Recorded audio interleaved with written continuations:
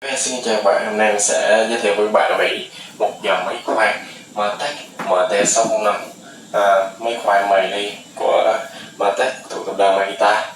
Và đây cái hộp ngoài của chúng ta, trên đây sẽ có thương hiệu của Martech này, by Makita, nó là chung bằng một thôi.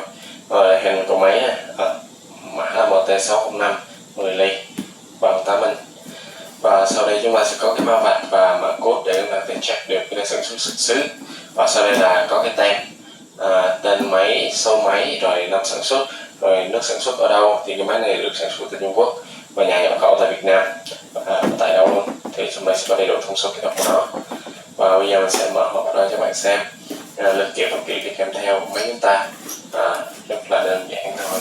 Như chúng ta sẽ có một sách hướng dẫn sử dụng và một phiếu hành chính hãng của Martech, ở trên đây của Makita mà.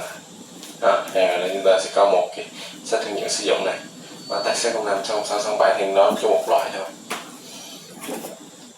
Và như thì hết rồi, chỉ còn cái máy chúng ta. Và đi kèm cái máy chúng ta sẽ có một cái khóa để chúng ta khóa được cái đầu khoan này. Đầu khoan này là khoan truyền thống của chúng ta này. Đầu khoan sử dụng cái khóa này để chúng ta siết chặt hơn. Và thiết kế ngoài rất là nhỏ gọn rồi, đúng không ạ? Đây là sử dụng một khoan 10 ly và Martech được in nhập lỗ như này. Ngoài xem logo Martech được in nhập lỗ trên đây. Sau đây sẽ có tem của nó, trên tem sẽ có đầy đủ thông số kỹ thuật. Khoan 10 ly này, mã là MT605, sử dụng điện 2.2, công suất là 450W, tốc độ là 3 vòng. Thì tốc độ đa cấp thì các bạn tùy vào công việc của bạn, chúng ta bóc mạnh hay nhẹ thì tốc độ đi nhanh hay chậm. Và dưới đây nó sẽ có cái logo Makita được nhập lỗ trên đây luôn, để giúp các bạn có thể là phân biệt đó là dạng nhái. Và chúng ta sẽ có một cái tem chống hàng giả của Makita ở đây nữa. Và tiếp theo đó cái phần tay cầm nó và vỏ ngoài nó thiết kế ngoài rất là đẹp. Phần đen đa phần là cao su nên cầm nó êm tay, và phần vỏ là vỏ cao cấp nên các bạn chúng ta phải sử dụng nó sẽ bảo vệ chúng ta không độc hại như những cái dòng Trung Quốc. Phần vỏ nhựa tạp chất không, rất là độc hại. Này, đầu khoan này bạn, đầu khoan chính hãng của Makita, rất là đẹp.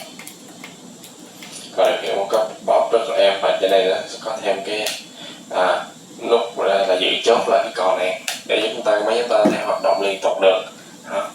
Thì mình đã vừa giới thiệu với các bạn về dòng máy khoan của Martech MT605.